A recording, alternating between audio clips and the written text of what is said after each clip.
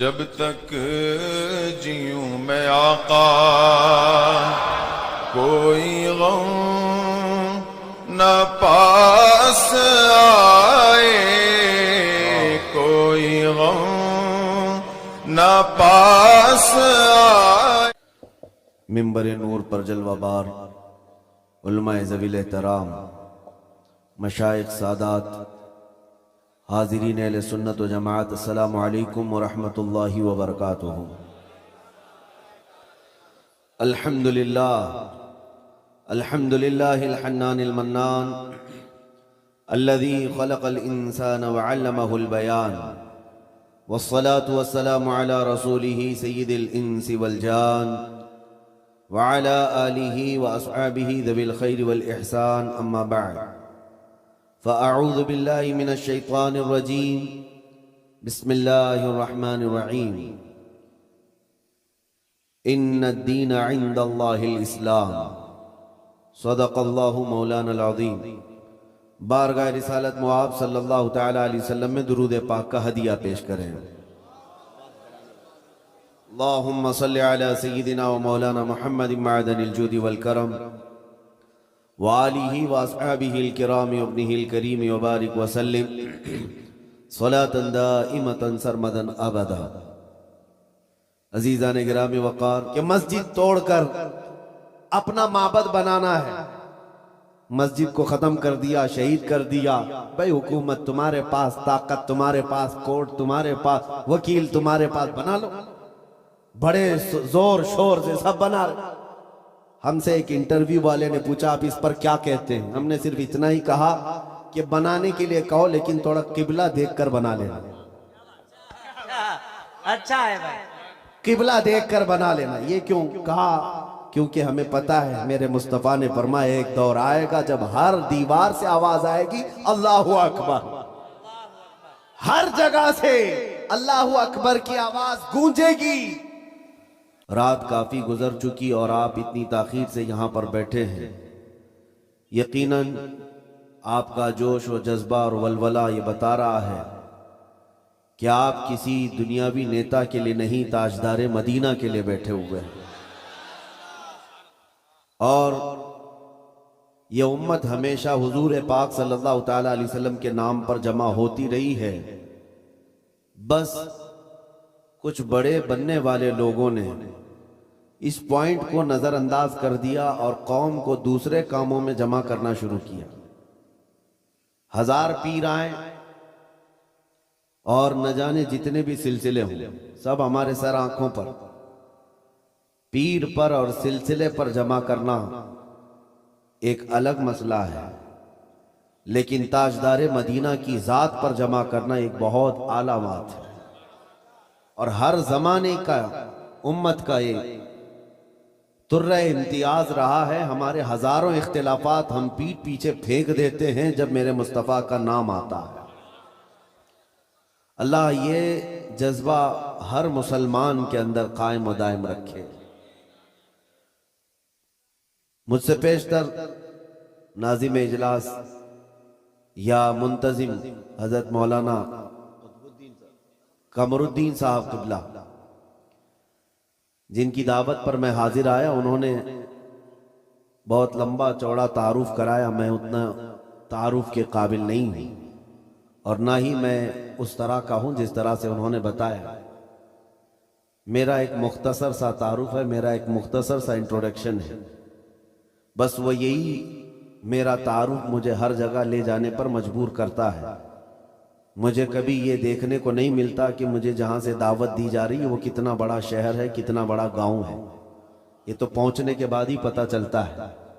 اور وہ ہمارا تعارف صرف اتنا ہی ہے جس کو میں خود اپنے انداز میں عرض بھی کرتا ہوں، یا رسول اللہ تیرے عشق کی بدولت مجھے زندگی ملی ہے،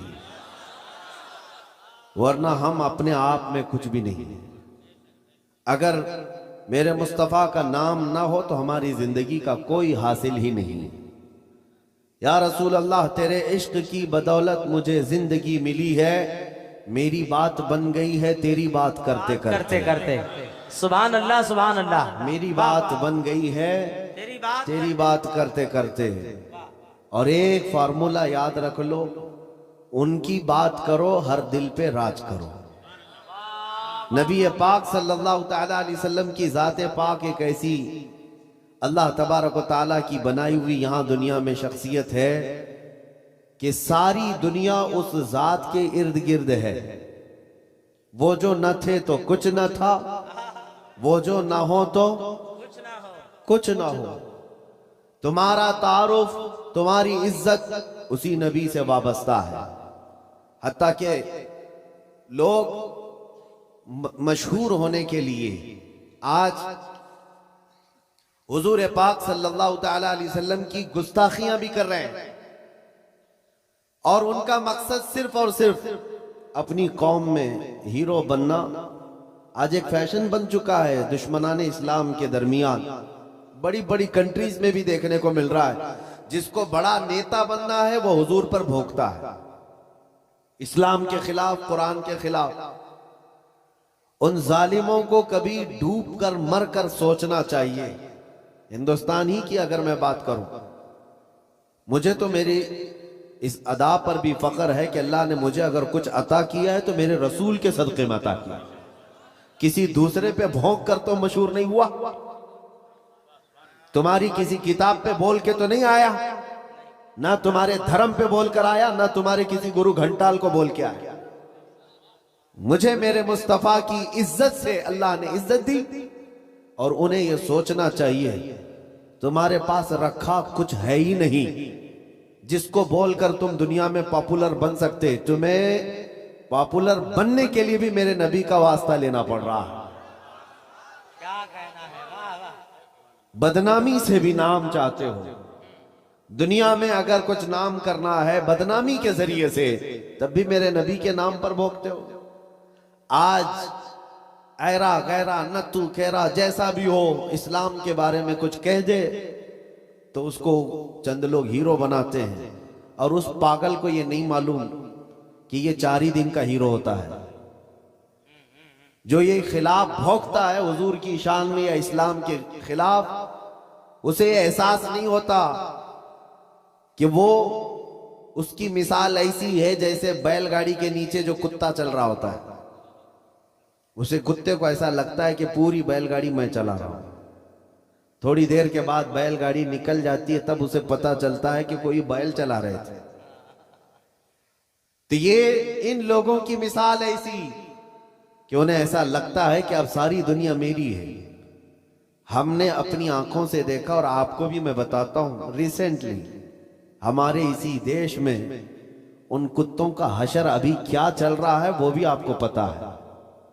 جنہوں نے اسلام، قرآن اور میرے آقا کی ذات کو نشانہ بنایا، خوب بھونکتے رہے، آج وہ کسی پیپر کے کونے میں بھی نظر نہیں آتے۔ دوسروں کی بات تو چھوڑو، دور دراز تو چھوڑو، اپنی قوم میں ہی نہیں پوچھے جاتے۔ وہ رافضی کتا جو اپنا دین بدل کر نکلا تھا، اسلام بھی بدل لیا، نام بھی بدل لیا، دھوتی پہن کر کے نکل کر چند مہینے ان کا فضلہ کھاتا رہا، اس کے بعد وہاں سے بھی کک مار کر کے نکال دیا گیا، اور اس کے بعد آج حالت کیا ہے۔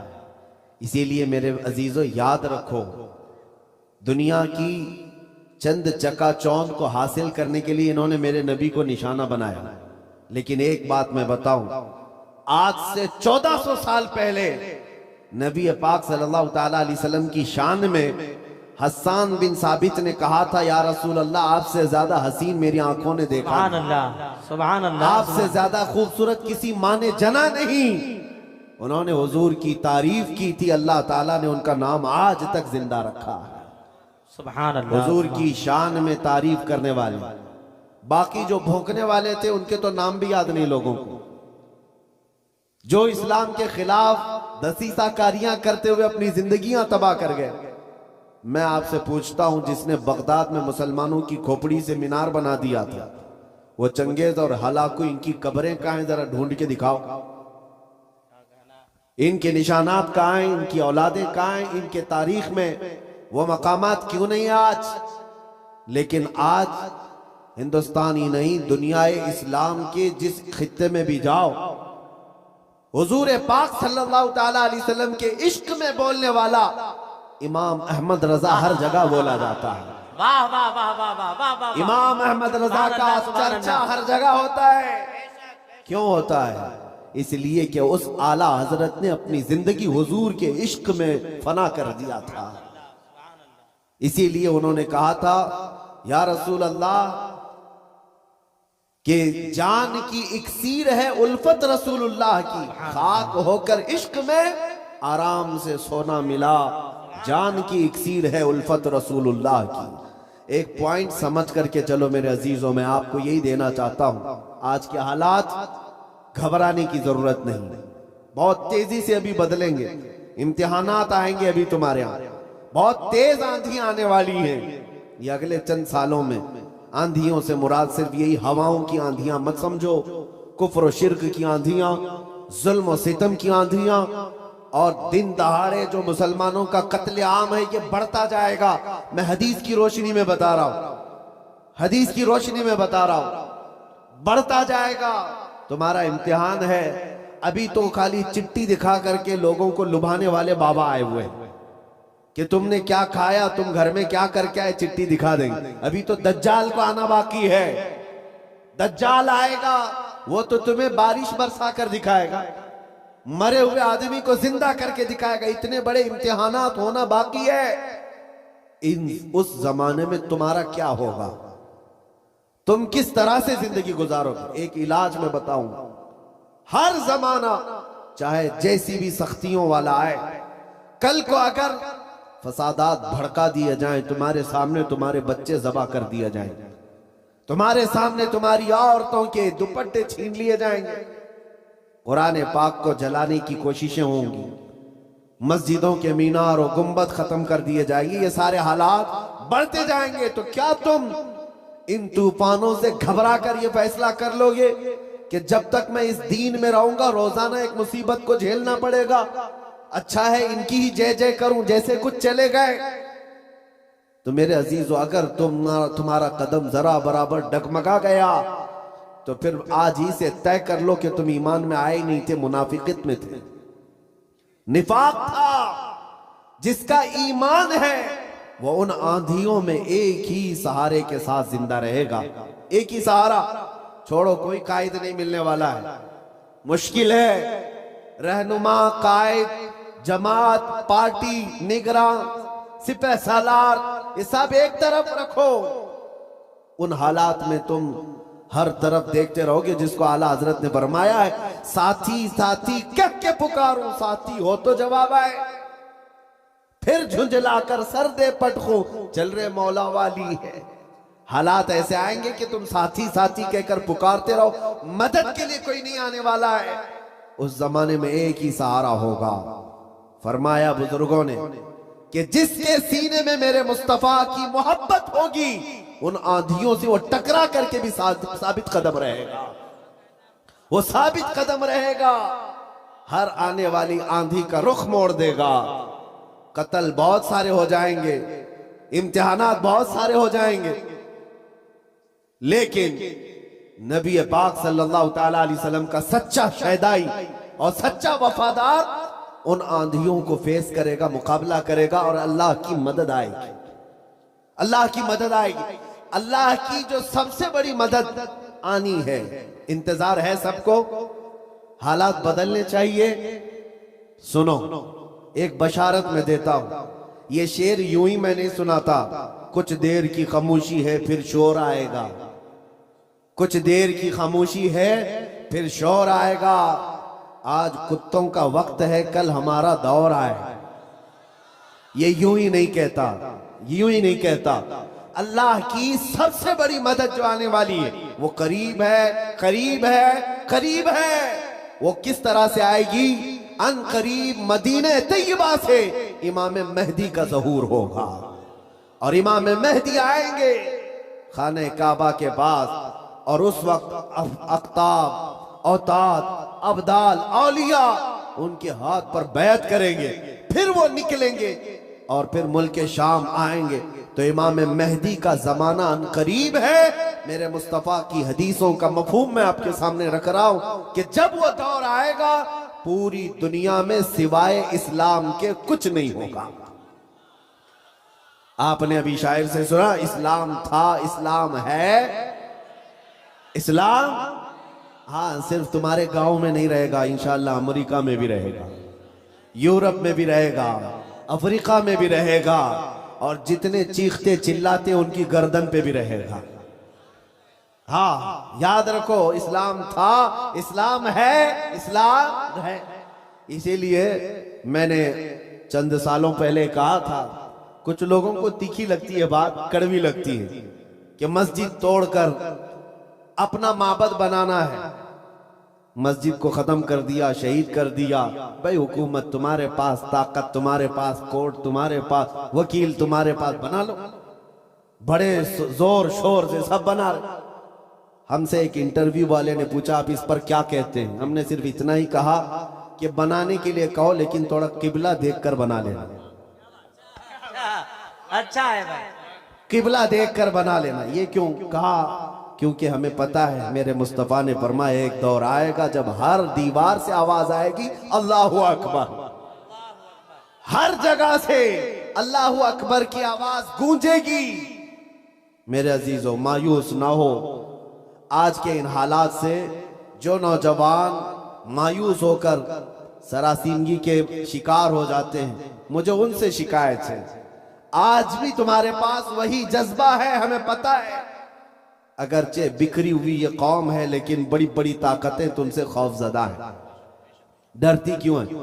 غریب مسلمانیں دیہات میں رہتے ہیں، کام کاج نہیں ہے، ان کے پاس تو جائیدادیں نہیں، ان کے پاس نوکریاں نہیں، ان کے پاس فوج نہیں، لیکن میڈیا کی زینت تم ہی تو ہو. کتنے چینل ایسے ہیں جن میں ہمارا نام لیے بغیر تو دکان نہیں چلتی. حقیقت ہے یا نہیں؟ کیوں؟ ہم ہی ہم ہیں. ساری جگہ ڈیبیٹ میں ہم ہی ہم ہیں. کچھ بات تو ہے کہ مٹتی نہیں ہستی ہماری. اقبال نے کہا ہے کچھ بات تو ہے کہ مٹتی نہیں ہستی ہماری، صدیوں رہا ہے دشمن دور زماں ہمارا. لیکن میرے عزیزو وہ وقت آئے گا، وہ وقت آئے گا جب تمہارا عشق مچلے گا اور تم عملی میدان میں آؤ گے اور نبی پاک صلی اللہ تعالیٰ علیہ وسلم کا نعرہ بلند ہوگا. کیونکہ قرآن کا وعدہ ہے هو الذی ارسل رسولہ بالہدی ودین الحق لیظہرہ علی الدین کلہ. وہ اللہ ہے جس نے اپنے رسول کو حق کے ساتھ بھیجا ہے تاکہ وہ اپنا دین پوری دنیا میں غالب فرمائے. دین پوری دنیا میں غالب آئے گا. کسی کو برا لگتا ہے لگے. قرآن نے خود کہا وَلَوْ كَرِهَ الْكَافِرُونَ وَلَوْ كَرِهَ الْمُشْرِكُونَ. قرآن نے خود کہا ہے مشرکوں کو اگرچہ برا لگتا ہو لیکن دین غالب آئے گا. اس کے غلبے کا وقت اللہ ہمیں دکھائے. بس ہماری تمنا یہ ہے کہ آج مغلوبیت کا زمانہ ہے، ہم مارے جا رہے ہیں، پیٹے جا رہے ہیں. اے اللہ وہ دور بھی دکھا جب اسلام کا غلبہ آ جائے، جب نظام مصطفیٰ ہو. ہر جگہ رسول کریم صلی اللہ تعالیٰ علیہ وسلم کی شریعت طیبہ طاہرہ کا دورہ وہ دور آئے گا. عزیزان گرامی وقار، دو چند باتیں میں عرض کرتا ہوں جن کو ایسا لگتا ہے کہ اس زمانے میں ہمارے ساتھ اگر کچھ ہوا تو کیا ہوگا. کچھ نہیں. کیا صحابہ کی جانیں نہیں گئیں؟ کیا حضور پاک صلی اللہ تعالیٰ علیہ وسلم کے خاندان والے اہل بیت اطہار ان کی جانیں نہیں گئیں؟ اس دور میں اگر ہم جیسوں کا کچھ ہوتا ہے تو وہ صحابہ کے پیر کے ناخن کے برابر بھی نہیں ہے. ہماری حیثیت کچھ نہیں ہے. جب رسول اللہ صلی اللہ تعالیٰ علیہ وسلم کے سگے چچا سید الشہداء امیر حمزہ میدان احد میں اس حالت میں شہید کیے گئے تھے کہ سینہ پھاڑ کر کے کلیجہ نکال کر چبایا گیا تھا، آپ کے جسم کے ٹکڑے ہوئے تھے. تو کیا یہ حضرت امیر حمزہ رضی اللہ تعالیٰ عنہ کی شکست اور ان کی ہار پر کوئی لعنت کرے گا آج؟ نعوذ باللہ من ذالک، ہرگز نہیں. بلکہ رہتی دنیا تک ان کی شہادت کو سلامی دی جائے گی. کیوں؟ اس لیے کہ قرآن نے کہا ہے کہ شہید مرتے نہیں ہیں، وہ اپنی قبروں میں زندہ ہوتے ہیں. اگر اللہ تبارک و تعالیٰ نے ہماری زندگی میں لکھا ہے ہم چونٹی سے بھی مر جائیں گے، اور اگر ابھی موت نہیں لکھی ہے چونٹی سے بھی نہیں مرو گے بلکہ مودی سے بھی نہیں مرو گے. اگر موت نہیں ہے کسی سے نہیں مرنا ہے، اور اگر موت لکھی ہے تو مچھر سے بھی مر جاؤ، یہ تقدیر ہے جس پر ایمان ضروری ہے۔ اے مسلمانوں، اپنے ایمان کو سنبھالو، مضبوطی کے ساتھ اگر رہنا ہے تو اپنے تشخص کے ساتھ رہو، اسلام کو چھپا چھپا کر کے مت رہنا۔ تمہاری نمازیں کہاں ہیں؟ تمہارے اعمال کہاں ہیں؟ تمہارے چہرے بھی آج بدل گئے، تم خود چاہتے ہو کہ اسلام پردیس بن کر کے رہے، اسلام کو ظاہر کرو، تمہارے چہروں سے بھی تو پتا چلے کہ تم اسلام سے کتنی محبت کرتے ہو، تمہارے گھر کی بیٹیوں کی سروں پر اسلام تو نظر آنا چاہیے۔ اسلام کا نعرہ تو بڑے بلند آواز سے لگا ہے نا، اسلام تھا، اسلام ہے اور اسلام رہے گا۔ کہاں رہے گا؟ تمہارے گھر میں کب رہے گا؟ تمہاری زندگی میں کب رہے گا؟ جب تم خود اسلام کو اپنے گھر میں پسند کرو، اپنے بچوں پر پسند کرو، اپنی عورتوں پر پسند کرو، تو پھر دیکھو مجال ہے کوئی اسلام کی طرف انگلی بھی اٹھائے۔ دنیا یہ دیکھ رہی ہے کہ ان کو اسلام کی طرف سے کوئی رغبت باقی نہیں رہ گئی ہے۔ اللہ کریم آپ سب کو اسلام کا سچا سپاہی بنا کر کے رکھے۔ عزیزان گرامی وقات، میرا میسج صرف اتنا ہے کہ جینا ہے تو عشق رسول میں جیو، اور موت آئے تو میرے مصطفیٰ کے قدموں میں موت آئے۔ اس تمنا کے ساتھ جیو، انشاءاللہ العزیز یہاں پر کوئی بال بیکا نہ ہوگا، اور اگر ہوگا تو حضور کی محبت میں ہوگا۔ مکہ مکرمہ میں جب بلال حبشی کو لوگ مارتے تھے، ان کے سینے پر پتھر رکھتے، ان کو انگاروں میں سلایا جاتا تھا، تو کیا انہوں نے چھوڑ دیا تھا اسلام؟ نہیں نہیں نہیں، اب اسلام نہیں کہوں گا، تمہارے بھگوانوں کا نام لوں گا، نہیں۔ ان مصیبتوں میں بھی وہ ثابت قدم رہے، اور چند دنوں کے بعد جب اللہ تعالیٰ نے بلال حبشی کو آزادی عطا کی، میرے مصطفیٰ کے قدموں میں گئے، 6 سال کے بعد مکہ واپس آئے۔ توجہ، 6 سال کے بعد مکہ جب رسول اللہ کے ساتھ واپس آئے، مکہ فتح ہو چکا تھا، اور رسول اللہ نے بلال حبشی کو کعبے کی چھت پر چڑھایا تھا۔ دنیا دیکھ رہی تھی چند سالوں پہلے یہی وہ بلال ہے جن کو مکہ کی گلیوں میں رسی ڈال کر کے کھینچا جاتا تھا پیروں میں، اور آج یہی بلال خانہ کعبہ کی چھت پر ہے اذان دینے کے لیے۔ کتنی تبدیلی ہے یہ دنیا کو پتہ ہونا چاہیے۔ جو نبی کی محبت میں زخم کھاتا ہے، اللہ اس کی عزت کو خانہ کعبہ سے بھی بلند کر دیتا ہے۔ حضور کی محبت میں زخم کھایا ہے، حضور کی وفاداری میں ثابت قدم رہا ہے، تو اللہ نے کعبے کی چھت پر چڑھایا ہے۔ عزیزان گرامی وقار، آج اگر مصیبتیں آتی ہیں تو اعلیٰ حضرت کا یہ شعر یاد رکھ لینا۔ اعلیٰ حضرت نے بہت پیارے انداز میں ہمیں سمجھایا ہے، خوف نہ رکھ رضا ذرا، تو ہے عبد مصطفیٰ۔ خوف نہ رکھ رضا ذرا، تو ہے عبد مصطفیٰ، تیرے لیے امان ہے، تیرے لیے امان ہے۔ ہمارے لیے مقصد آج کی میری تقریر کا خلاصہ یہی ہے کہ انہیں جانا، انہیں مانا، نہ رکھا غیر سے کام، للہ الحمد میں دنیا سے مسلمان گیا۔ اے مسلمانوں، آج لے ان کی پناہ، آج مدد مانگ ان سے، کل نہ مانیں گے قیامت میں اگر مان گیا۔ نبی پاک صلی اللہ تعالیٰ علیہ وسلم کی وفاداری کا حق ادا کرو۔ میرا کہنا صرف یہی ہے کہ جلسے بہت ہو چکے، رات بہت جاگتے ہو، اور لوگوں کے سامنے تمہارے نعرے، تمہارے جلوس سب بہت ہو گیا۔ عشق رسول کا مظہر بن کر کے کسی دن اگر تم کسی گلی سے بھی گزر جاؤ، مولا تمہاری خوشبو سے لوگوں کو اسلام کی طرف پھیر دے گا۔ اسلام کی طرف لوگ صرف تمہاری خوشبو سے آ جائیں گے، تمہاری تبلیغ کی بھی ضرورت نہیں ہوگی۔ بس شرط یہ ہے کہ تم محبت مصطفیٰ صلی اللہ علیہ وسلم کا پیکر بن کر کے تو نکلو، تمہارے اندر وہ تبدیلی آ جائے۔ ابھی مولانا آپ سے پوچھ رہے تھے جلسے کا حصول یہی ہے کہ کاش اس جلسے میں کوئی بیٹھا ہوا غیرت مند جوان یہ عہد کرتا کہ میں میرے مصطفیٰ سے جان سے زیادہ محبت کرتا ہوں، میں میرے نبی سے جان سے زیادہ محبت کرتا ہوں۔ میں یہ جو کہہ رہا ہوں حقیقت ہے یا نہیں آپ کے ساتھ؟ آپ جان سے زیادہ محبت کرتے اپنے نبی سے؟ سب نہیں کرتے، یا پھر سو رہے۔ نبی پاک صلی اللہ تعالیٰ علیہ، میں ہاتھ اٹھانے کے لیے نہیں کہہ رہا، ارے میرے عزیزوں، میں تو گردن کٹانے کی بات کر رہا ہوں، ہاتھ تو بہت چھوٹی چیز ہے۔ کیا آپ نبی پاک صلی اللہ تعالی علیہ وسلم سے اپنی جان سے زیادہ محبت کرتے ہیں؟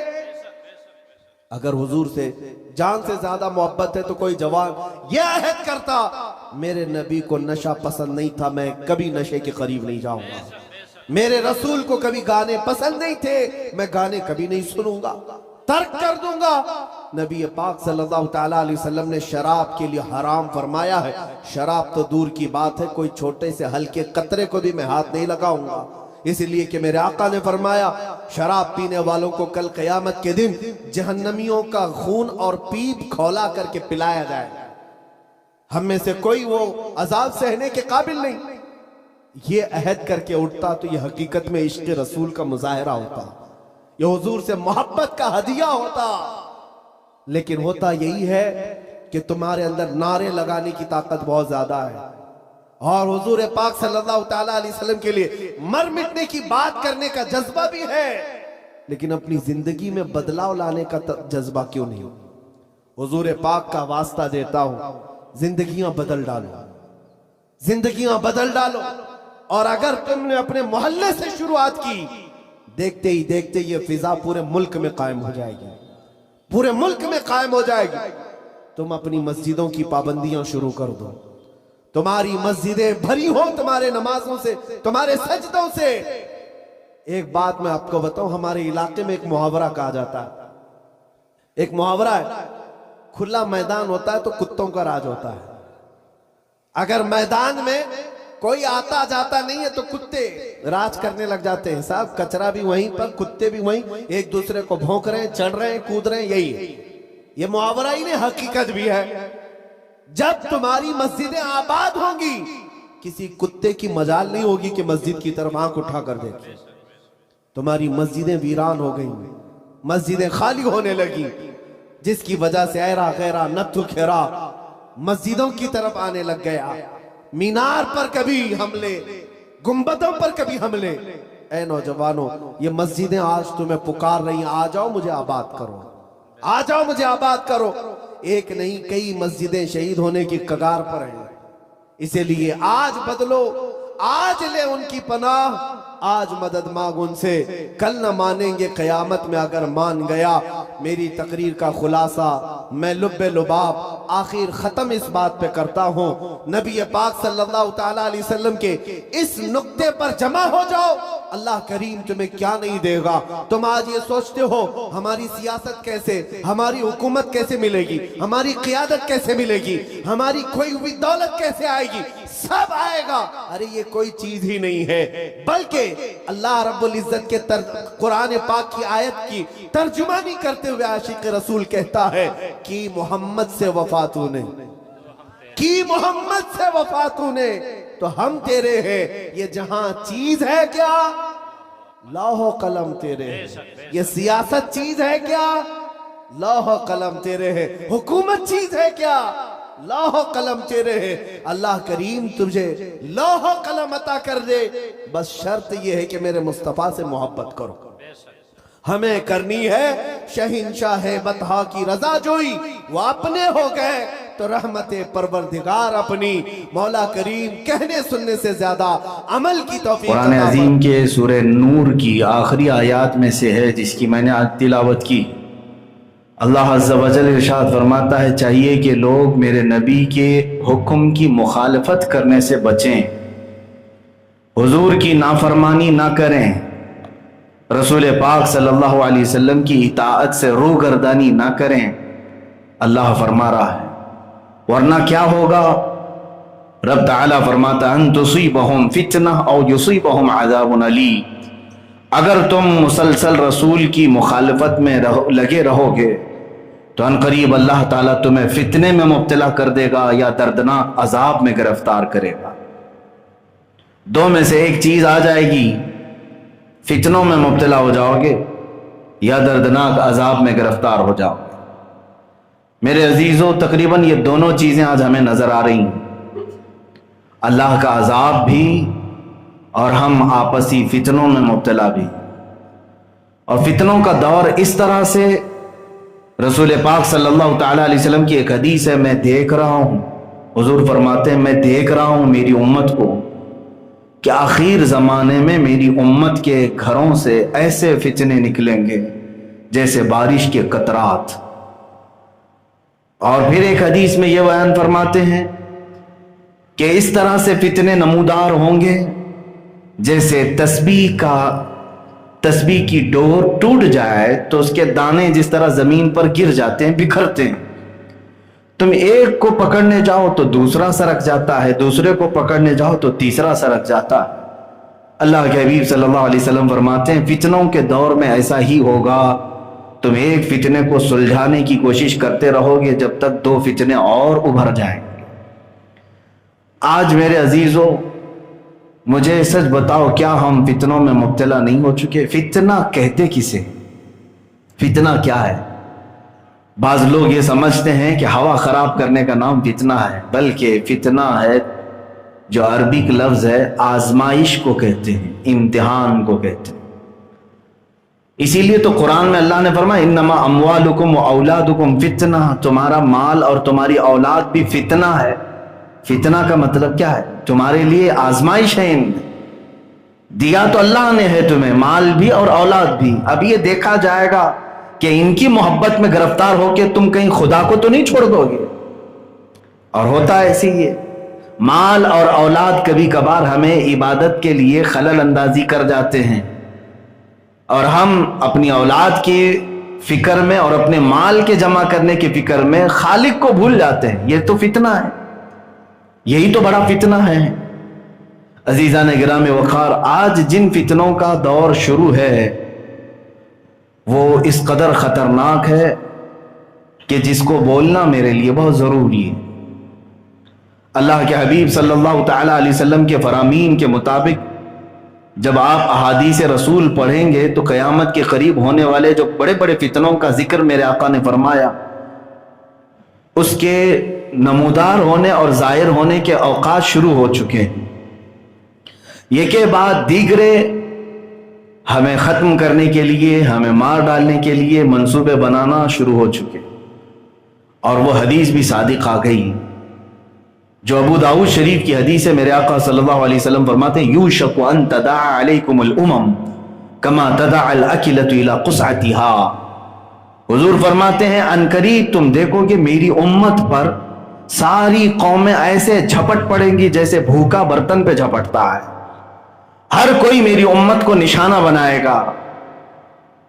تو صحابہ اکرام رضوان اللہ تعالی علیہم اجمعین نے اس وقت پوچھا تھا یا رسول اللہ صلی اللہ علیہ وسلم، کیا اس وقت آپ کی اس امت کی تعداد کم ہوگی؟ کیوں ایسا کریں گی؟ پوری دنیا کی قومیں مل کر کے سب ان کو کیوں پریشان کریں گے؟ آپ کے غلاموں پر کیوں جھپٹ پڑیں گے؟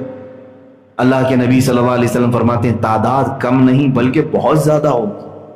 وَلَكِنَّكُمْ كَثِيرُونَ، حضور فرماتے ہیں بلکہ تم بہت بڑی تعداد میں ہوں گے۔ لیکن ساتھ میں میرے آقا صلی اللہ علیہ وسلم نے یہ فرمایا غثاءً كَغُثَاءِ السَّيْلِ، لیکن ان کی حیثیت ایسی ہوگی جیسے سمندر کا جھاگ ہے، یعنی دکھنے میں بہت ہوں گے، ان کے اندر طاقت و قوت نام کی کوئی چیز نہیں رہ جائے گی۔ آج ایک ملک کی تعداد کے اعتبار سے ہم 25 کروڑ 25 کروڑ 25 کروڑ کا نعرہ لگاتے ہیں۔ میرے عزیزوں یہ 25 کروڑ تعداد میں بہت بھاری ہے، بہت بھاری ہے، لیکن مجھے بتاؤ کیا یہ اتنی بڑی تعداد مل کر وہ 313 جو بدر میں آئے تھے ان کے برابر ہو سکتی ہے؟ احد میں جو چند ہزار کی تعداد میں تھے، خندق میں جو چند ہزار کی تعداد میں تھے، ان کے برابر ہیں؟ نہیں ہیں۔ اس کا مطلب ہے کہ ٹوپیاں زیادہ ہو گئی ہیں، داڑیاں زیادہ ہو گئی ہیں، کرتے پاجامے زیادہ ہو گئے ہیں، لیکن مسلمان کہاں ہیں؟ لباس کا نام، چہرے کا نام مسلمان نہیں۔ اسی لیے اقبال نے کہا تھا خرد نے کہہ دیا لا الہ تو کیا حاصل، دل و نگاہ جو مسلمان نہیں تو کچھ بھی نہیں۔ یہ تو زبان کہہ جاتی ہے، تمہاری بڑی بڑی باتیں کہہ جاتی ہیں، لیکن اگر دل و نگاہ مسلمان نہیں تو کچھ بھی نہیں۔ عزیزان گرامی وقار، جن فتنوں کا ذکر میں آج کرنے جا رہا ہوں وہ یہ ہے کہ آپ آزمائے جاؤ گے، ہم بھی آزمائے جائیں گے۔ اور ہماری آزمائش کس لیے ہوگی وہ بھی میں بتاتا ہوں، کیوں آزمائے جائیں گے۔ پہلی چیز تو یہ ہے کہ تمہارے سامنے تمہارے عزیزوں کا قتل ہوگا، تمہارے اپنوں کو مارا جائے گا، تمہارے اپنوں کو پیٹا جائے گا۔ ایک بڑی آزمائش ہے اپنے عزیز کا قتل دیکھنا، ان کی مصیبتیں دیکھنا اور پھر خاموش رہ جانا۔ اس آزمائش کا دور اب شروع ہو چکا ہے کہ ہمارے عزیز مارے جائیں گے اور یہ کے بعد دیگرے ہم بھی پیسے جائیں۔ یہ پہلی آزمائش ہے جو شروع ہو چکی۔ کون سا خطہ ہمارے عزیزوں کے مارے جانے سے آج محفوظ رہا بتائیں؟ پوری دنیا کا آپ جائزہ لے کر کے دیکھیں، تقریباً ہر جگہ جو نشانے پر ہیں، جو ٹارگٹ پر ہیں، یہی غریب مسلمان ہیں جو میرے آقا کا نام لیتے ہیں۔ آج ہندوستان کی سرزمین پر سب سے بڑی تعداد میں کسی اسٹیٹ میں مسلمان جی رہے ہیں تو کشمیر میں، اور سب سے زیادہ خراب حالات کشمیر کے ہی بنائے گئے، جو پچھلے 1 سال سے وہ لاک ڈاؤن کی کیفیت میں مبتلا ہے۔ انہیں تو بنیادی ضروریات تک نہیں دی جا رہی۔ بنیادی ضرورت کسے کہتے ہیں میرے عزیزو؟ آج دنیا اتنی ترقی پذیر ہے، ایک اسکول جانے والا چھوٹا بچہ بھی بغیر موبائل اور فون کے آج نہیں رہتا ہے، لیکن کشمیر کے حالات ایسے ہیں کہ ان کے لیے ٹیلی فون، موبائل سروس، انٹرنیٹ بہت محدود تعداد میں رکھی گئی۔ وہ ضروریات زمانہ جو ہیں اس کا بھی لابھ نہیں اٹھا سکتے۔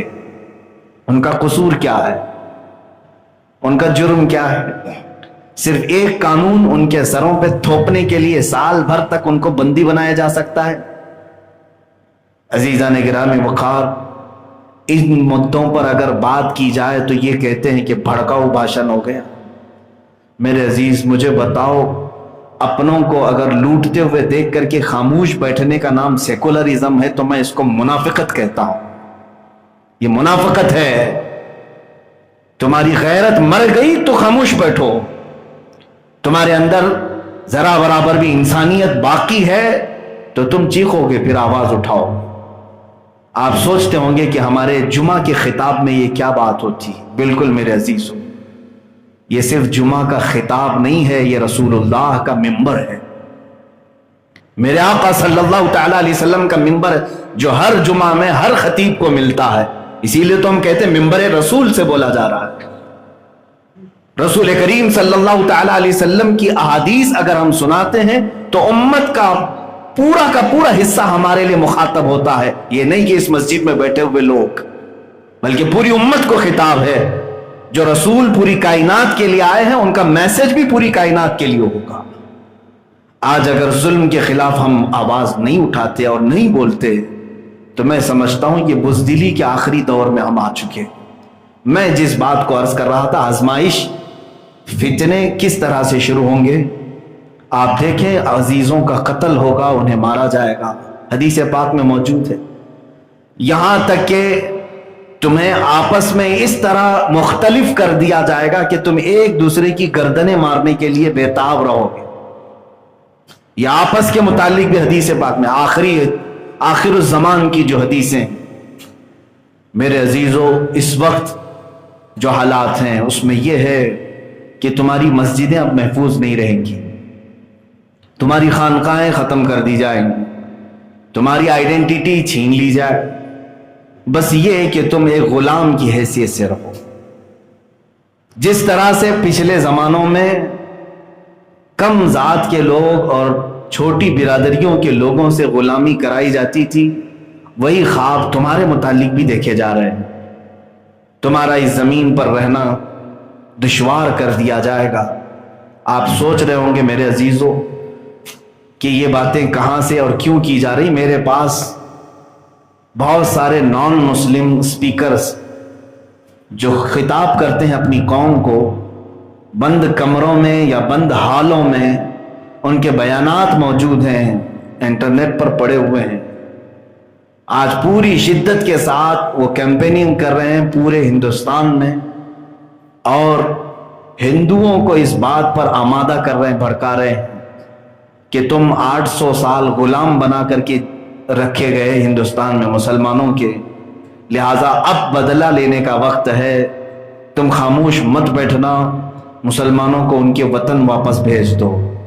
یہ افغان سے آئے تھے، پاکستان سے آئے تھے، عرب سے آئے، یہ باتیں کون کر رہا ہے؟ کون زہر پھیلا رہا ہے؟ بڑے بڑے اسپیکر ہیں اور باضابطہ ان کے تقریریں، ان کے بھاشن یوٹیوب پہ، انٹرنیٹ پر موجود ہیں، ہزاروں لاکھوں لوگ سن رہے ہیں. اور یہ زہر پیدا کر کے ہندوؤں کو ابھارنا اور مسلمانوں کو مارنے کے لیے، ان کو واپس بھجوانے کے لیے. آج دیکھیں پچھلے 10 سالوں میں اتنا زہر بھر چکا ہے معاشرے کے اندر کہ جو اچھے دوست ہوا کرتے تھے ہندو، اب وہ بھی ہاتھ ملانے سے کترانے لگ گئے، وہ بھی ہمارے ساتھ بات کرنے سے کترانے لگ گئے، اس لیے کہ زہر بہت تیزی سے پھیلایا جا رہا ہے، بہت تیزی سے پھیلایا جا رہا ہے. ابھی 2 دن قبل میں نے ایک ویڈیو یہ بھی دیکھا. بہرحال وہ لوگ ہمارے لیے دلیل نہیں ہیں، لیکن میں بات ہی کہتا ہوں، کسی سنگٹھن کا صدر ہے اور وہ اپنے پیروکاروں سے کہتا ہے کہ ہر گھر میں ہتھیار ہونا چاہیے اور اس کو صرف اور صرف مسلمانوں کے لیے اختیار کرنا چاہیے. میرے عزیزو، کیا یہ بھڑکاؤ بھاشنیں نہیں ہیں؟ اپنی قوم کو ابھارنا کسی قوم کی دشمنی پر. میں نے کبھی آج تک یہ اعلان نہیں کیا کہ آپ سب نان مسلم کو لے کر کے شدت اختیار کرو، کبھی نہیں ہم کہتے. اسلام اس بات کا حکم نہیں دیتا، بلکہ ذمی کافر، اس کے متعلق اگر آپ حدیثیں پڑھیں گے، میرے آقا صلی اللہ علیہ وسلم فرماتے ہیں اگر کوئی ذمی کافر کو ناحق مارے تو گویا کہ اس نے میرے ساتھ برا سلوک کیا. یہ اللہ کے نبی صلی اللہ علیہ وسلم نے فرمایا. ہمارے ہاں تو اس طرح کے احکام نہیں دیے گئے، لیکن آج جس طرح کا زہر پیدا کیا گیا ہے، اسی زہر کا نتیجہ ہے کہ مسجد شہید بھی ہو گئی اور مندر تعمیر بھی ہو گئی، اور اس کے بعد دوسری مسجدوں پر خونخوار نظریں لگانا شروع بھی ہو گیا. ان تمام باتوں کو کبھی میڈیا یہ نہیں کہتا کہ یہ کٹر واد ہیں، مذہب پرست ہیں. لیکن اگر ہم دین خدا کے متعلق، ناموس رسالت کے متعلق بولیں تو ساری میڈیا اچھل کود کرتی ہے کہ یہ کٹر واد ہیں، کٹر واد ہیں. میں ایک حیرت کی بات آپ کو بتا دوں، جو انٹیلیجنس بیورو ہماری ہے انڈیا کی، ان کی ویب سائٹ پر مجھے ابھی پرسوں ہے ایک انجینئر نے خبر دی. اس ویب سائٹ پر انہوں نے جو پورے انڈیا کی تنظیمیں جو آتنکواد کرتی ہیں، دہشت گردی کرتی ہیں، ٹیررسٹ ہیں، ان کا ایک سروے لیا اور وہ پوری لسٹ ان کی ویب سائٹ پر موجود ہے. وہ کتنی سنگٹھنیں ہیں، اس میں سب سے زیادہ سنگٹھنیں جو ہیں، تنظیمیں، وہ ہندوؤں کی. یہ انٹیلیجنس بیورو کی ویب سائٹ پر پڑی ہوئی چیزیں ہیں، لیکن کبھی اس کو میڈیا نہیں بتایا، کبھی میڈیا اس سلسلے میں اچھل کود نہیں کرے. میرے عزیزو، ہم یہ کہتے ہیں آتنکواد، دہشت گرد یا ٹیررزم کا تعلق کسی مذہب سے نہیں ہوتا. جو ہندو اپنی ہندوؤں کی کتابیں پڑھتے ہیں وہ بھی نرم لہجہ اختیار کرتے ہیں، یعنی وہ اہنسک ہوتے ہیں اور بہت ساری چیزیں وہ ان کی کتابوں کے جو اخلاق پر مشتمل ہیں اس کو فالو کرتے ہیں. لیکن جو بھڑکائے ہوئے لوگ ہیں وہ پورے ماحول کو آج زہریلا کر چکے ہیں.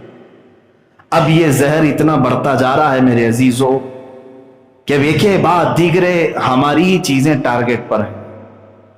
اب مجھے کہنا یہ ہے کہ ہم کون سے فتنوں کے دور میں آئے. تمہاری مسجدیں شہید ہو گئیں، خاموش رہے.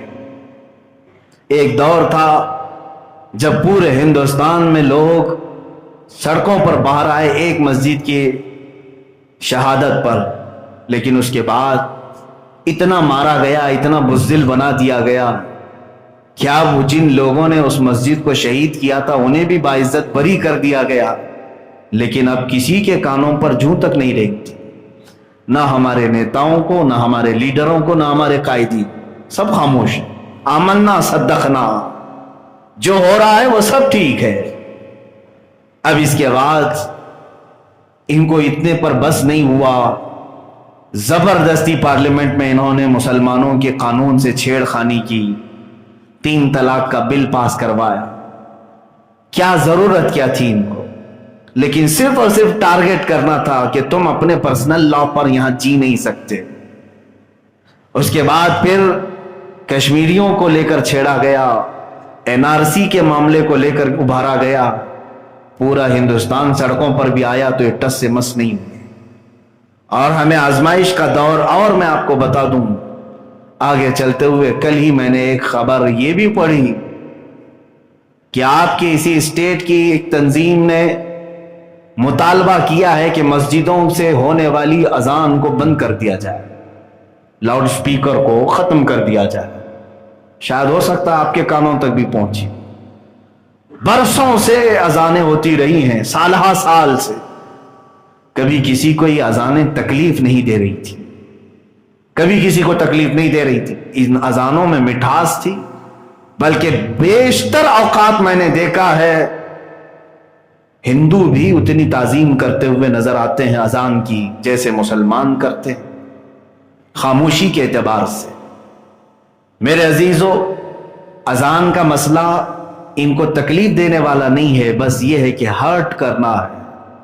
جو چیز تم علل اعلان کر رہے ہو اس کو ختم کرو۔ اتر پردیش میں اب ایک مطالبہ یہ بھی ہوا کہ یہ لوگ جمعہ اور عیدین میں اپنی مسجدوں سے باہر نکل آتے ہیں، سڑکوں پر نماز پڑھنے لگ جاتے ہیں، اس کو بند کر دیا جائے۔ برسوں سے کبھی نماز کو لے کر کوئی اس طرح کی بات نہیں آئی تھی، بلکہ بہت مرتبہ یہ دیکھا جاتا کہ اگر مسلمان نماز پڑھ رہے ہیں تو نان مسلم کھڑے ہو کر دیکھتے تھے، یا تو ان کی حفاظت کے لیے کھڑے ہو جاتے تھے۔ لیکن اب زہر اتنا بھر چکا ہے کہ تمہیں آزادی کے ساتھ نماز پڑھتے ہوئے دیکھنا بھی انہیں پسند نہیں۔ ہم ایک آزاد ملک میں رہ رہے ہیں، لیکن میں آپ کو بتاؤں کیا کیا چیزیں چھینی جائیں گی۔ نمازوں کا معاملہ آیا، لاؤڈ سپیکر کا معاملہ آیا، اتنے پر بھی خاموش نہیں رہے۔ آپ دیکھتے ہوں گے اتر پردیش سے وہاں کے CM کا اعلان کہ لو جہاد کے خلاف ہم قانون پاس کریں گے۔ یہ کیا لفظ ہے لو جہاد؟ پورے اسلام کی ڈکشنری میں لو جہاد کا لفظ ہی نہیں ہے۔ آپ مجھے نکال کر کے بتائیں 1400 سالہ ہماری تاریخ کی کتابوں میں کہیں سے یہ لو جہاد کا لفظ تمہارا اپنا بنایا ہوا ہے؟ اسلاموفوبیا، اسلام سے لوگوں کو ڈرانے کے لیے، لوگوں کے دلوں میں بھے پیدا کرنے کے لیے تم نے نئے نئے الفاظ گڑھنے شروع کیے۔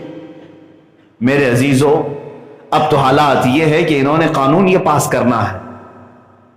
لو جہاد کا مطلب یہ ہے کہ کوئی بھی مسلمان لڑکا ہندو لڑکی سے شادی نہ کرے۔ ان کا کہنا یہ ہے کہ وہ لڑکیوں کو اپنے جال میں پھانستے ہیں اور پھر مسلمان بناتے ہیں۔ میں تو کہتا ہوں یہ قانون آنا بھی چاہیے، اس لیے کہ اسلام میں نکاح جو ہے مسلمان کا مسلمان کے ساتھ ہی حلال ہے، مسلمان کے ساتھ ہی جائز ہے۔ اکا دکا حالات ہوتے ہوں گے کہیں پر، لیکن ہم آزاد ملک میں رہ رہے ہیں۔ اگر تم نے قانون بنا بھی دیا تو بہت اچھی بات ہے۔ میں تو چاہتا ہی ہوں کہ ہمارے بچے ہماری بچیوں سے نکاح کریں۔ کیا مسلمان لڑکیاں کم ہو گئی ہیں، ختم ہو گئی ہیں؟ نوجوانوں، تم اپنے اسلام میں پیدا ہونے والی بچیوں سے ہی نکاح کرو، اچھی بات ہے۔ لیکن میں سمجھتا ہوں یہ قانون بنانے کے بعد سب سے پہلے اس قانون کے شکنجے میں کون آئے گا، اس پر کیا یہ قانون لگائیں گے؟ لو جہاد کا قانون میں سمجھتا ہوں سب سے پہلے BJP لیڈروں کے اوپر آنا چاہیے، اس لیے کہ ان میں 2 بڑے مسلم نیتا ہیں اور دونوں نے ہندوؤں سے شادی کی۔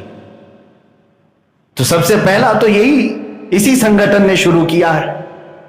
عزیزان گرامی وقار، یہ سب باتیں اپنی جگہ پر، لیکن مجھے جو کہنا ہے وہ یہ ہے، یہ کہ بعد دیگرے یہ چیزیں بڑھتی چلی جائیں گی، بڑھتی چلی جائیں گی۔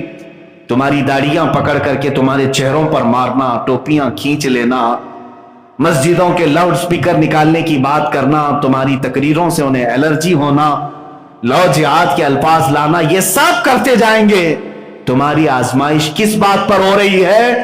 اس بات پر کہ پورا کا پورا میدان سناٹا ہے، کوئی بولنے کو تک تیار نہیں۔ اب میں آپ کو بتاتا ہوں حدیث رسول، تمہارے اوپر ذلت پر ذلت آتی جائے گی۔ اللہ کے نبی صلی اللہ علیہ وسلم نے فرمایا، ابو داؤد شریف کی حدیث ہے، حضرت عبداللہ ابن عمر رضی اللہ تعالیٰ عنہما اس کے راوی ہیں، فرماتے ہیں اذا تبایعتم العینۃ واخذتم الزرع واخذتم اذناب البقر ورضیتم بالزرع وترکتم الجہاد سلط اللہ علیکم ذلا لا ينزعه حتى ترجعوا الى دینکم او کما قال رسول اللہ صلی اللہ علیہ وسلم۔ میرے آقا فرماتے ہیں جب تم سود کے کاروبار میں لگ جاؤ اور کھیتی باڑی میں لگ جاؤ اور جہاد کو ترک کر دو گے، یہ لفظ ان کے لیے بڑا بم ثابت ہوتا ہے۔ حضور اکرم صلی اللہ علیہ وسلم نے فرمایا جب تم جہاد کو ترک کر دو گے اللہ تمہارے اوپر ذلت کو مقرر کر دے گا، اور یہ ذلت نہیں ہٹائی جائے گی، لا ينزعه، یہ ذلت تمہارے اوپر سے نہیں ہٹائی جائے گی، حتی ترجعوا الی دینکم، یہاں تک کہ تم اپنے پرانے دین میں واپس آ جاؤ۔ جب تک تم لوٹ نہیں آؤ گے اپنے اقدار پر، اس وقت تک تمہارے اوپر ذلت مقرر کی جائے۔ عزیزان گرامی وقار، وہ کون سا پرانا ہمارا دین ہے؟ وہی صحابہ اکرام رضوان اللہ تعالی علیہم اجمعین کا، صحابہ کے بعد تابعین کا۔ جانتے ہیں جنگ تبوک کیوں ہوئی تھی؟ خود میرے آقا صلی اللہ علیہ وسلم چل پڑے تھے اس بنیاد پر کہ ایک صحابی کو میرے آقا نے قاصد بنا کر کے اس ملک بھیجا تھا، اور بیچ میں اس بادشاہ کے وزیروں نے یا اس کے عمرہ نے مل کر کے اس صحابی رسول کو قتل کر دیا۔ ایک ایمبیسیڈر کو قتل کرنا، ایک سفیر کو قتل کرنا معمولی نہیں۔ میرے آقا صلی اللہ تعالی علیہ وسلم کے سفیر کو قتل کیا گیا تو کیا یہ سوچ کر کے حضور خاموش بیٹھ گئے؟ چلو ایک آدمی ہی تو گیا ہے، دوسرے ملک میں مرا ہے؟ نہ، اللہ کے نبی صلی اللہ تعالی علیہ وسلم نے صحابہ سے کہا کہ یہ ایک شخص کا قتل ہونا پورے اسلام کی توہین ہے۔ رسول پاک صلی اللہ علیہ وسلم کے سفیر کا قتل کرنا یہ رسول کی توہین ہے۔ اٹھو، سب مدینے سے نکلے۔ اللہ کے رسول صلی اللہ علیہ وسلم نے اسی جہاد میں فرمایا تھا کوئی اپنے گھر میں نہیں بیٹھا رہے گا، کوئی اپنے گھر میں نہیں بیٹھا رہے گا۔ چل پڑے، اور آپ کو میں بتاؤں 3 صحابہ پیچھے رہ گئے تھے، 3 صحابہ چھوٹ گئے۔ حضرت کعب بن مالک رضی اللہ تعالیٰ عنہ اسی جہاد میں نہیں جا سکے تھے، انہی کی بیان کی ہوئی حدیث میں آپ کو بتاتا ہوں۔ وہ کہہ رہے تھے کہ ہم نے سوچا رات کو نکل جائیں گے، حضور کی جماعت جا رہی ہے تبوک کی طرف، لیکن ہم نے سوچا تھوڑی دیر سو لیتے ہیں، مدینے کے باہر جا کر کے مل لیں گے۔ صبح ہونے کے بعد تھوڑا اور کام آ گیا، میں نے سوچا دوسری منزل میں تیز گھوڑا دوڑا کر کے مل لوں گا۔ سوچتے سوچتے رہ ہی گیا، حضور چلے گئے اور میں مدینے میں رہ گئے۔ اس طرح 3 صحابہ پیچھے رہ گئے۔ کس لیے؟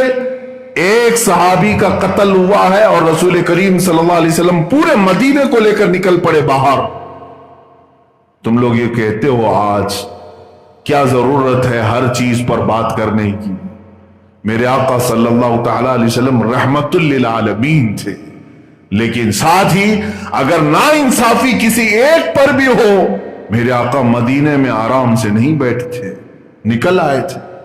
اب اللہ کے حبیب صلی اللہ علیہ وسلم تبوک سے واپس جب تشریف لائے 1 مہینے کے بعد، سب سے پہلے کیا فرمایا جانتے ہیں آپ؟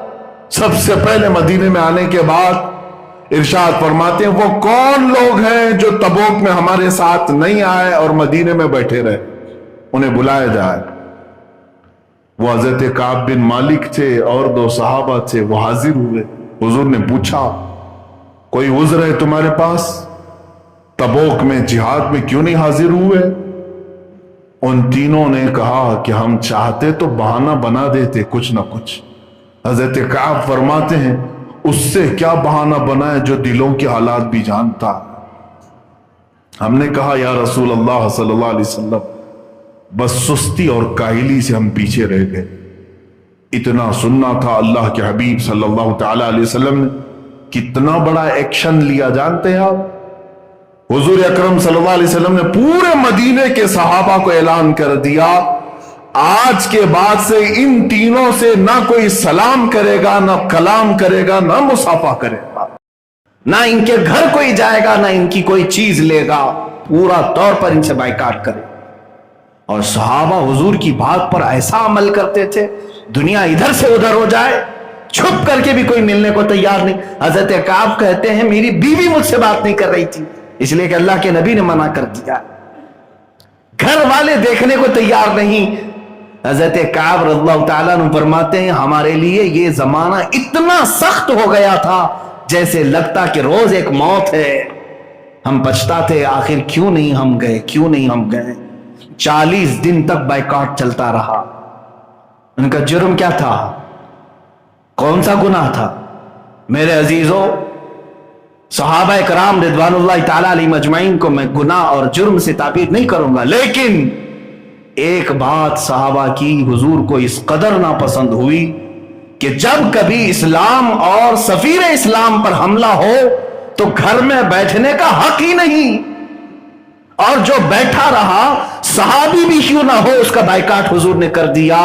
अब मुझे बताओ, सहाबा का जब हुजूर सल्लल्लाहु अलैहि वसल्लम 40 दिन तक बाइकाट करते हैं सिर्फ इस बुनियाद पर कि तुमने इस्लाम पर आने वाली आंच का मुकाबला क्यों नहीं किया, तो फिर इन तमाम गद्दी नशीनों का क्या हाल होगा, खानकाहों का क्या हाल होगा, जो बड़े बड़े अपने अकाबिर हैं उनका क्या हाल होगा?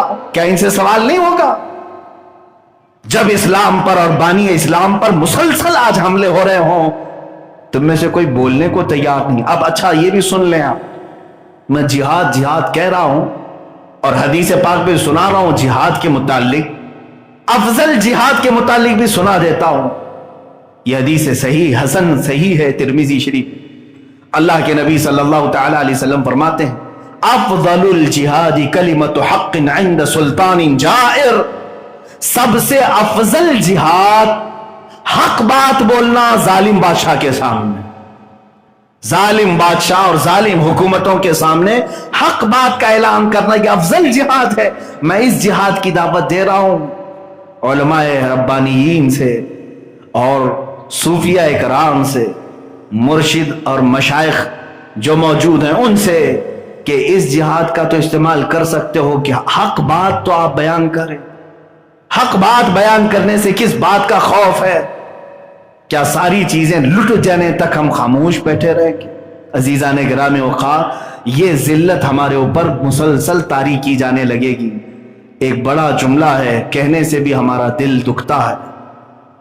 पिछले हफ्ते भी मैंने अर्ज किया था, आज मुझे ये खबर मिली सिर्फ हिंदुस्तान के सोशल मीडिया पर 25,000 पोस्ट ऐसी हैं जिसमें मेरे नबी को गालियां दी गई, रसूल पाक सल्लल्लाहु ताला अलैहि वसल्लम की शान में मुसलसल तौहीन की जा रही है, बारहा गंदे जुमले इस्तेमाल किए जा रहे हैं।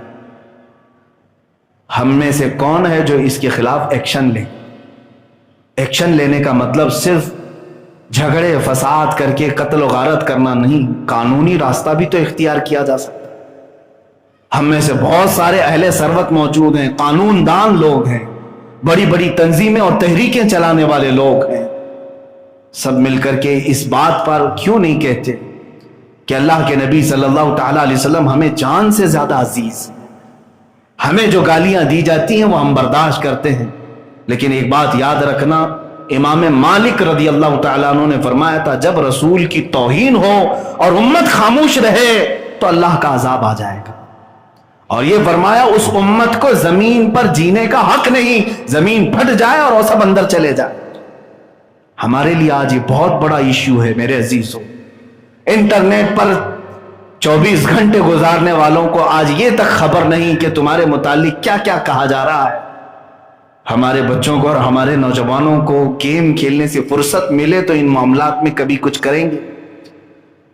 चैटिंग से फुर्सत मिले, social media Facebook WhatsApp Insta ये सब चलाने से फुर्सत मिले तो पता तो चले कि मेरे नबी की अजमत पर कहां कहां डाके डाले जा रहे हैं। ऐ अजीजों, मैं यहां दावत ये देना चाहूंगा, अल्हम्दुलिल्लाह मुझे इस बात का फख्र भी है कि तहरीक फरोग़ इस्लाम جس کا میں بھی ایک ادنا خادم ہوں، انہوں نے ایکشن لیا ہے لیگل طریقے سے، کئی پوسٹوں کے خلاف سائبر کرائم میں کمپلینٹ بھی درج کرایا ہے، ان کے اکاؤنٹس بھی ڈیلیٹ کروائے جنہوں نے اس طرح کی گستاخیاں کی۔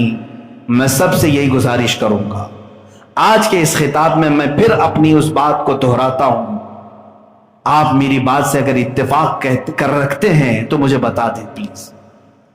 مجھے امید ہے کہ سب عاشقان رسول جمعہ میں حاضر۔ میں یہ چاہتا ہوں، حکومت ہند سے بھی گزارش ہے، پارلیمنٹ میں ایسا قانون بنائیں کہ آخری زمانے تک کبھی میرے نبی صلی اللہ علیہ وسلم کی شان میں کوئی گالی نہ دے سکے۔ ایک قانون تم یہ پاس کر کے ہمیں دے دو۔ بلکہ میں یہ کہتا ہوں، اس میں رسول کریم صلی اللہ تعالی علیہ وسلم کے ساتھ ہندوستان میں جینے والے جتنے بھی مذاہب ہیں، جتنے بھی ادیان ہیں، ان کی جو بھی مقدس شخصیات ہیں، ان سب کے لیے ایک قانون بناؤ کہ کوئی بھی مذہب والا کسی بھی مذہب کے مقدس شخصیت کی توہین نہیں کرے گا، ورنہ اس کو عمر قید کی سزا ہوگی۔ کیا یہ چیز صحیح نہیں ہمارا مطالبہ؟ میں نے یہاں تک کہا ہے کہ اگر اس طرح کا قانون بنانے میں کسی کی جان کی ضرورت ہے تو یہ فقیر حاضر ہے، میری جان لے لو۔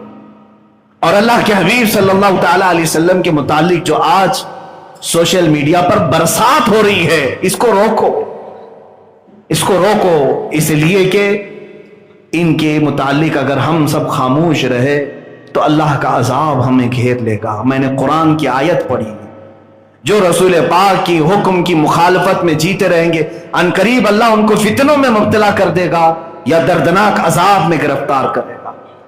عزیزان گرامی وقار، یہ گھیرے اب تنگ ہوتے چلے جائیں گے۔ آگے کے دن وہ مجھے نظر آ رہے ہیں جب سانس لینے کی بھی دشواریاں ہمیں پیدا کر دی جائیں گی۔ کون مسجد میں آ سکتا ہے، کون پڑھا سکتا ہے، اس کا بھی ڈکلیریشن ہونا ابھی باقی ہے۔ سارے لوگ حکومت کی نظر ہو جائیں گے۔ اب کوئی ڈیموکریسی، کوئی جمہوریت کا نام باقی رکھنے کا ان کا ارادہ نہیں، صرف ڈکٹیٹرشپ ہوگی، بادشاہت ہوگی، رولنگ ہوگی۔ تمہیں کسی کو بات کرنے کا حق نہیں۔ اسی لیے جب تک آزادی ہے تمہیں بولنے کی، اپنے حقوق کا مطالبہ تو کرو۔ کم از کم مرنے کے بعد اللہ کے رسول صلی اللہ علیہ وسلم کی بارگاہ میں اتنا تو کہہ سکو گے کہ ان تمام مظالم کے خلاف میں نے آپ ہی کے منبر سے آواز تو اٹھایا تھا۔ خاموش رہو گے تو پھر ہر ایک کی پکڑ ہوگی، ہر ایک گرفتار ہوگا۔ عزیزان گرامی وقار، ان فتنوں کے زمانے میں آپ کا کیا رول ہونا چاہیے؟ آپ کا کیا رول؟ بہت سارے بچے ہم سے پوچھتے ہیں، آپ کی تقریریں ہم نے سنی ہیں، اور ہم کیا کر سکتے ہیں اس سلسلے میں؟ پہلی چیز تو یہ ہے، رسول پاک صلی اللہ تعالی علیہ وسلم نے جو حدیث میں بیان کیا ہے وہی چیز میں تمہیں بھی کہوں گا، حتی ترجعوا الی دینکم، یہ ذلت تمہارے سروں سے نہیں ہٹے گی جب تک تم اپنے پرانے دین میں نہیں آ جاؤ۔ یہ حضور نے جب فرما دیا تو تمہیں اپنے اسی دین میں واپس لوٹنا ہوگا۔ تم اس دین کو ایسا ماڈرنائز نہ کرو کہ اس کی روحانیت ہی ختم ہو جائے، جیسے آج کے بعض لبرل لوگ اسلام کا چہرہ ایسا پیش کر رہے ہیں جیسے کہ اس میں منافقت ہے۔ اسلام ایک مقدس دین ہے، اس میں کسی چیز کی کمی نہیں۔ جب تمہیں خود اس بات پر یقین ہو جائے گا تو پھر دیکھنا حالات خود بخود صحیح ہو جائے۔ مجھے ایسا لگتا ہے کہ تمہیں خود ہی شک ہے اسلام میں آنے کے بعد۔ اگر شک نہیں ہوتا تو آپ اپنے آپ کو دوسروں کی طرح نہیں بناتے۔ آپ نے اپنے آپ کو چینج کر لیا ہے دوسروں کے خوف سے۔ حضور پاک صلی اللہ تعالی علیہ وسلم کی سنتیں اکھاڑ کر پھینک دیا۔ آپ نے دوسروں کے لباس پہننے میں فخر کیا، اپنے چہرے کو صاف کرنے میں فخر کیا، صرف اسی لیے کہ دوسری قوموں کو ہمیں راضی کرنا ہے۔ پھر بھی تو یہ تم سے راضی نہیں ہو سکے، آج تک یہ تم سے راضی نہیں ہو سکے۔ بعض لوگ پوجا بھی کر لیے پھر بھی راضی نہیں ہوئے۔ نہیں ہو سکیں گے میرے عزیزو، میری بات سن لو۔ جب دوسرے لوگ اپنے دین میں پختہ ہیں تو تم بھی اپنے دین میں پکے ہو جاؤ۔ قرآن کا یہی حکم ہے، یا ایھا الذین آمنوا ادخلوا فی السلم کافہ، اے ایمان والو اسلام میں پورے کے پورے داخل ہو جاؤ۔ حضور اکرم صلی اللہ تعالی علیہ وسلم کی غلامی کو بالکل بصر و چشم قبول کرو، بلکہ دل سے قبول کرو۔ اور اس میں ذرا برابر آپ کو جھجک نہیں ہونی چاہیے، شرم نہیں ہونی چاہیے۔ مجھے ایک بات یاد آتی ہے، دلی میں بھی پچھلے سال کی بات ہے، جب یہ حالات چل رہے تھے میں بھی دلی گیا تھا۔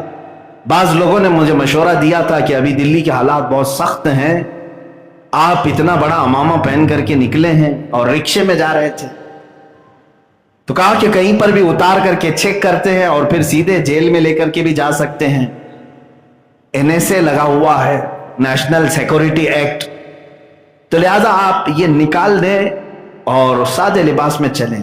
ہمارے ساتھ بھی علماء تھے، میں توہین کے لیے نہیں کہہ رہا ہوں، لیکن میرے عزیزو میں یہ بات اس لیے کہہ رہا ہوں، بعض لوگ تو ڈر گئے، لیکن میں نے یہی کہا اچھی بات ہے، رکشے سے اگر اتار دیں اور مجھے جیل میں لے جائیں تو میں فخر کے ساتھ جاؤں گا کہ سنت رسول کے ساتھ ہی جا رہا ہوں، مجھے اس بات میں عیب اور شرم نہیں محسوس ہوگی۔ اللہ کے حبیب صلی اللہ تعالی علیہ وسلم کی سنت مبارکہ ہے، میں تاج کے ساتھ گیا ہوں۔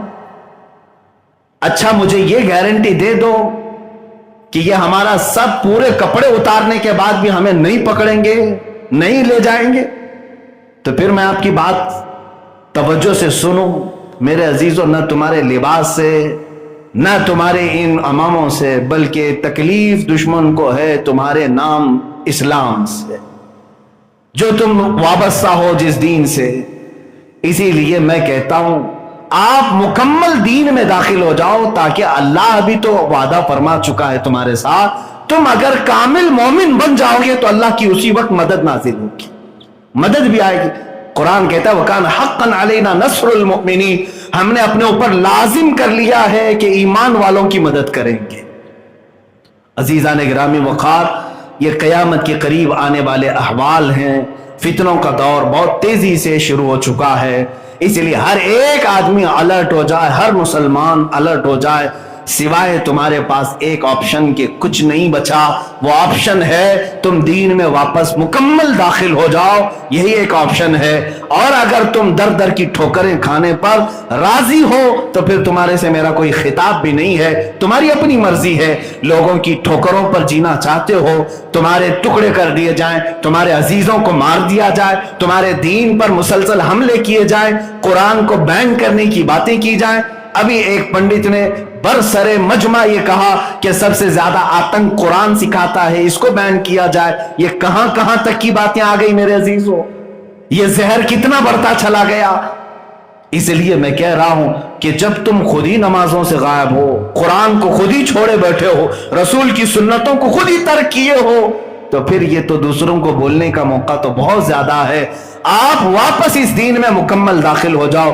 اقبال کا وہ شعر مجھے بہت اچھا بھی لگتا ہے، میں گنگناتا بھی ہوں، ان کے جو ہم غلام تھے خلق کے پیشوا رہے، ان کے جو ہم غلام تھے خلق کے پیشوا رہے، ان سے پھرے جہاں پھرا پھر آئی کمی وقار میں، ہمیں کرنی ہے شہنشاہ بطحا کی رضا جوئی، وہ اپنے ہو گئے تو رحمت پروردگار اپنی، اگر وہ اپنے ہو گئے رحمت پروردگار اپنی ہو جائے گی۔ عزیزان گرامی وقار، میرے اسی میسج پر میں اپنی گفتگو کا اختتام کرتا ہوں۔ اللہ تعالی ہمیں ان فتنوں کے دور میں ایمان کی سلامتی عطا فرمائے۔ اے رب ذوالجلال، ہم میں سے ہر ایک وعدہ کرتا ہے کہ مولا ہماری گردنیں تیرے حبیب پاک کی ناموس رسالت کے لیے ہے، جب بھی وقت آ پڑے مولا ہم سب اپنی قربانیاں دینے کے لیے حاضر ہیں۔ اے کریم خدا، ہم سب کو شہادت نصیب فرما، تیرے دین کی حمایت کے لیے ہم سب کی خدمت کو قبول